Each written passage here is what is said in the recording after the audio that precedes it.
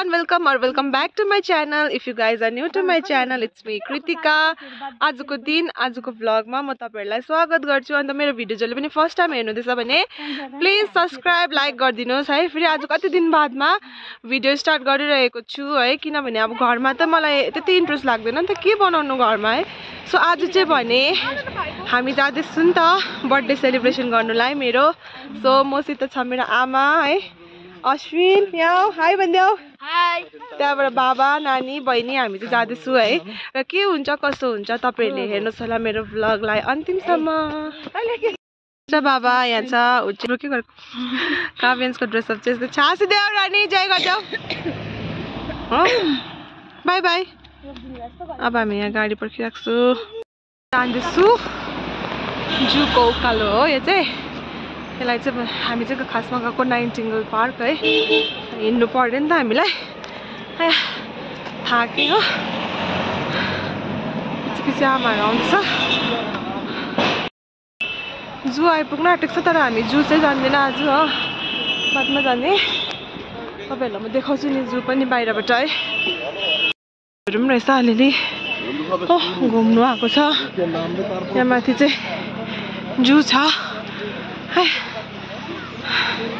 हिँड्नै सकिन गए सुक्कल। आमा पनि हिँड्नु सकेन त। ए दोकानहरू रहेछ हो।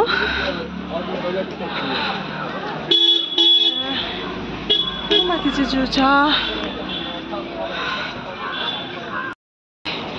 यो चाहिँ दार्जिलिङको जू हो गाइज हो। टिकटको लागि चाहिँ पुरा लामो लाइन बस्नुपर्ने हुन्छ, तर हामी चाहिँ जू गएको होइन। हामी कहाँ गएको अरे? हामी नाइटिङ्गेल पार्क।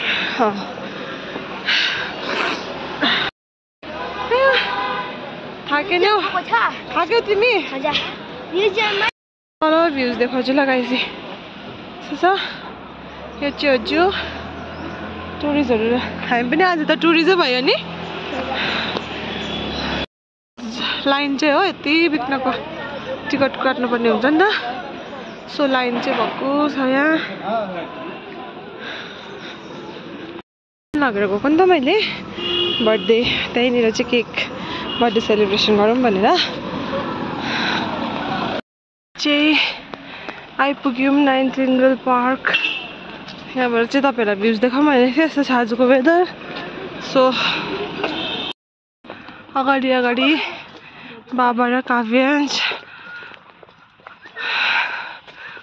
पर अगाडि अश्विन पल्ट आएको थियो हो। फेरि आज कति वर्ष बादमा आएको, स्कुल टाइममा आएको थिएँ अन्त आज आएको। हनुमानजीको मन्दिर मूर्ति रहेछ। अब हामी चाहिँ पुग्नु आँटेको छु है। हिँड्दा हिँड्दा हिँड्दा हिँड्दा वाक्कै भयो, हत्तु पनि भयो। आज चाहिँ हामीलाई वेदरले पनि अलिकति साथ दिएन।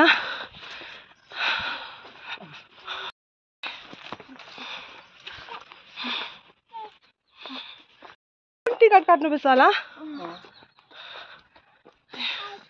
हामी चाहिँ अब पस्दैछौँ भित्र सरबारी नाइटिङ्गेल पार्कमा।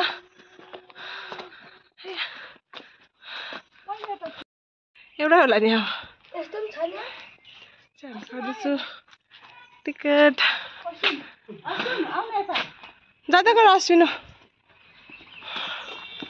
काट्नुहुँदैछ टिकट। सो अब हामी चाहिँ जाँदैछु भित्र है।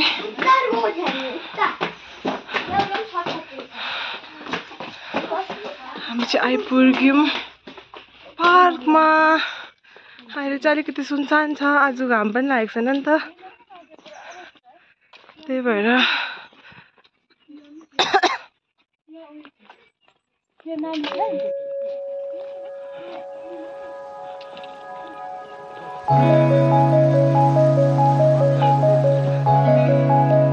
अब हामी चाहिँ बस्न आँटेको।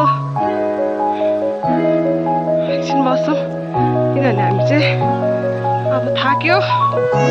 घाम त लाग्छ तर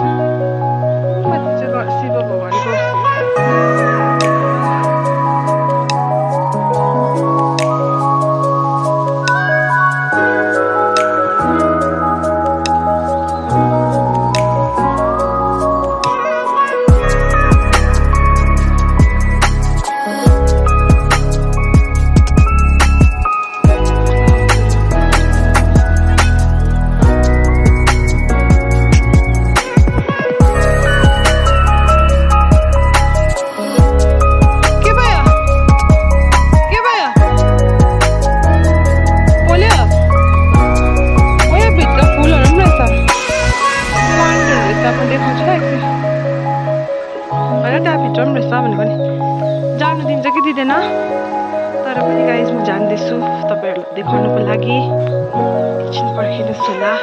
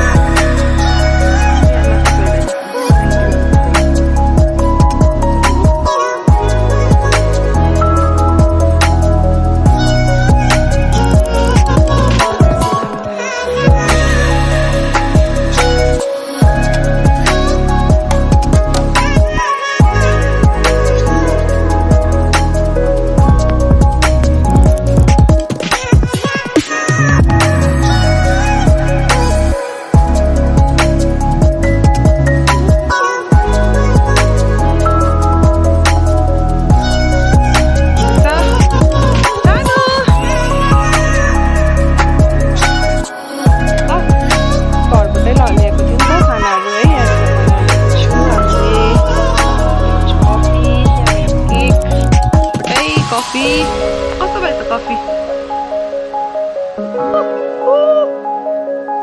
केको तर बर्थडे केक चाहिँ के भएछ अलिकति यहाँनिर ल्याउँदा बाटोमा साह्रो भएछ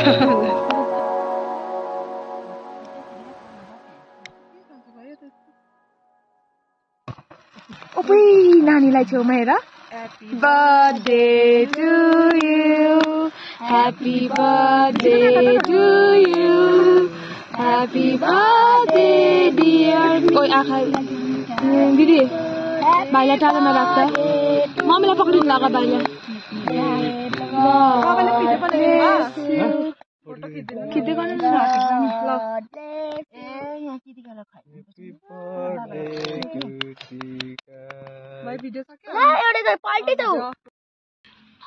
केक अब चाहिँ हामी केक खान्छु बर्थडे केक काटिसक्यो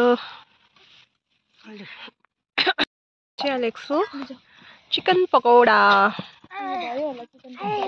बुढो भएछ भन्छ हुनुमा अब त्यत्रो दिन बस्यो कान्याम त गयो तर पनि अरू के खान्छ चाना खान्छ प्याज चाहिँ के को लागि ल्याएको मामा चानासँग खानाहरू पनि खाइसक्यौँ या हो अब चाहिँ हामी अब खानासाना खाएर